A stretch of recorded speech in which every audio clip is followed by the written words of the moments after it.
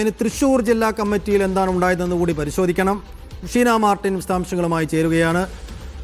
ഷീന, അപ്പോൾ വ്യക്തിപൂജ തടയാൻ നേതൃത്വത്തിന് കഴിഞ്ഞില്ല എന്നതടക്കമുള്ള രൂക്ഷമായ വിമർശനങ്ങൾ മറ്റു പല ജില്ലകളിലും ഉയരുമ്പോൾ അതെല്ലാം നേരെ ചെന്ന് കൊള്ളുന്നത് പിണറായി വിജയനും ഒപ്പം സംസ്ഥാന സെക്രട്ടറി എം.വി. ഗോവിന്ദനും നേരെ തന്നെയാണ്. തൃശൂർ ജില്ലാ കമ്മിറ്റിയിൽ ഉയർന്ന വിമർശനങ്ങളുടെ സ്വഭാവം എന്തായിരുന്നു? സൈഫു പറഞ്ഞതുപോലെ തന്നെ സംസ്ഥാനത്തൊട്ടാകെ ജില്ലാ കമ്മിറ്റി നേതൃയോഗങ്ങളിലെല്ലാം വിമർശനമുയരുന്നത്, ആ മുന ഉയരുന്നത് പിണറായി വിജയനും എം.വി. ഗോവിന്ദനും നേർക്ക് തന്നെയാണ്. നേതൃത്വത്തിന് നേരെ മാത്രമാണ് വിമർശനം ഉയർത്താനുള്ളത് അണികൾക്കെല്ലാവർക്കും.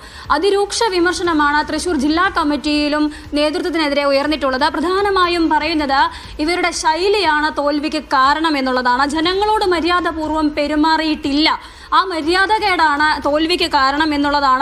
ആ തെരഞ്ഞെടുപ്പ് തിരിച്ചടിക്ക് പ്രധാന കാരണം മര്യാദകേടാണ് എന്നുള്ള വിമർശനമാണ് ഉയർത്തുന്നത്. പഞ്ചായത്ത് തെരഞ്ഞെടുപ്പിൽ നേരിട്ട പരാജയം മുൻകൂട്ടി കണ്ട് ഒന്നും ചെയ്തില്ല, മണ്ഡലത്തിൽ ഒന്നും ചെയ്തിട്ടില്ല, തെരഞ്ഞെടുപ്പിന് മുന്നൊരുക്കങ്ങൾ ഒന്നും നടത്തിയിട്ടില്ല, പ്രശ്നങ്ങൾ തിരിച്ചറിഞ്ഞ് പ്രവർത്തിക്കാൻ പാർട്ടിയുടെ ഒരു ഘടകവും മുന്നോട്ട് വന്നില്ല, ഒരു ഘടകത്തിനും അത് കഴിഞ്ഞിട്ടില്ല.